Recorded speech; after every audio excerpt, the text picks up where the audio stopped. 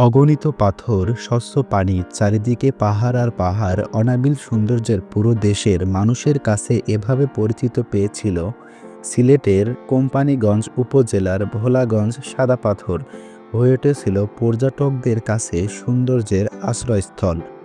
সাদা পাথরের প্রতি বছর লাখ লাখ মানুষ ছুটে যান সৌন্দর্যের টানে। মারিয়ে পড়া স্বচ্ছ জলরাশিতে গা ভাসিয়ে স্বর্গের সুধা নেন তারা। মনোমুগ্ধকর সেই সাদা পাথর এখন প্রায়ই বিবর্ণ। কয়েক মাসের ব্যবধানেই সেই পাথরের রাজ্য যেন হয়ে উঠেছে খটখটে এক মরুভূমি। গড়ে উঠেছে লুটপাটের সাম্রাজ্য। রাজনৈতিক আশ্রয় পাওয়া একদল চোর ভোলাগঞ্জে সাদা পাথরের পরিস্থিতি পাল্টে দিয়েছে। ১ বছর ধরে চলেছে এই লুটপাট। কি রাত কি দিন, শ নৌকা আর হাজার হাজার শ্রমিক দিয়ে প্রকাশ্য চলেছে এই সিন্ডিকেট। দীর্ঘ এই সময় ধরে চলা লুটপাট প্রশাসন ছিল নীরব, ছিল নির্বিকার। মজার ব্যাপার হলো সাদা পাথর ঘিরে আছে ৩টি বিজিবি ক্যাম্প, পুলিশের চেকপোস্ট, কিন্তু কেউই যেন কিছুই দেখেনি, চেষ্টা করেনি চোরদের আটকানোরও। সাদা পাথরের ওপর ভারতের মেঘালয়ে চেরাপুঞ্জি ও লুংলুং পঞ্জিকার পাহাড়ি ঝর্ণা থেকে বছর জুড়ে পানি প্রবাহিত হয়। বর্ষার ঢলে পানির সঙ্গে ভেসে আসে পাথরখণ্ড। এইসব পাথরের মান ভালো হয়ে চাহিদা ব্যাপক। জানা গেছে ২০২৪ সালে ৫ই আগস্টের পর থেকে নির্বাচনের চলে ভোলাগঞ্জের এই পাথর লুট।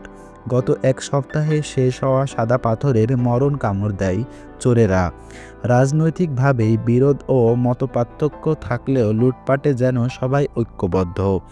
তবে লুটের নেতৃত্বে ছিল স্থানীয় বিএনপি ও যুবদলের নেতারা। বৈষম্য বিরোধী ছাত্র আন্দোলনের সমন্বয়করাও ছিলেন লুটের নেপথ্য কারিগর। অথচ আদালতের নিষেধাজ্ঞা পাথর উত্তোলন বন্ধ ছিল ভোলাগঞ্জের পাথর রাজ্য। কিন্তু আদালতের সেই নিষেধাজ্ঞাকে পুরো আঙুল দেখিয়ে লুটপাট শুরু হয় ২০২৪ সালের ৫ই আগস্টের পরিবর্তনের পর থেকে। সব ভোলাগঞ্জ আরিটিন টিলা রোপ বহিষ্কার থেকে প্রকাশ্যে পাথর উত্তোলন করে আগে ধুলায় মিশিয়ে দেওয়া হয়েছে। বাকি ছিল সাদা পাথর ও তার আশেপাশের বসতবাড়িগুলো। গত ২ সপ্তাহে সেখানে শকুনের মতো ঝাঁপিয়ে পড়েছে পাথর খেকোরা। কোথাও কোথাও প্রভাবশালী নেতারা প্রভাব খাটিয়ে বসতবাড়ি কিনে নিয়ে পাথর উত্তোলন করেছে।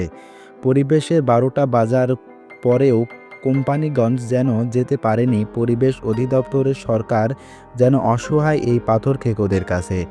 সম্প্রতি এক আলোচনা সভায় বন ও জলবায়ু পরিবর্তন বিষয়ক উপদেষ্টা সৈয়দ আলী জনা হাসান হতাশ কণ্ঠে জানান, সাদা পাথর আর সাদা পাথর নেই, ক্ষতবিক্ষত হয়ে গেছে। পর্যটক কেন্দ্রটি হয়ে উঠেছে নজিরবিহীন লুটপাট কেন্দ্র। দুঃখ সৈয়দ রিজিনা হাসান বলেন, পাথর উত্তোলনে সর্বদলীয় ঐক্য দেখেছি। একটি সুন্দর জিনিস কী করে হাতে ধরে কেমন করে অসুন্দর করতে হয় সেটা শিখতে হলে বাংলাদেশে আসতে হবে। জাফলং চোখের সামনে নষ্ট হতে দেখলাম, ধ্বংসলীলাও দেখলাম।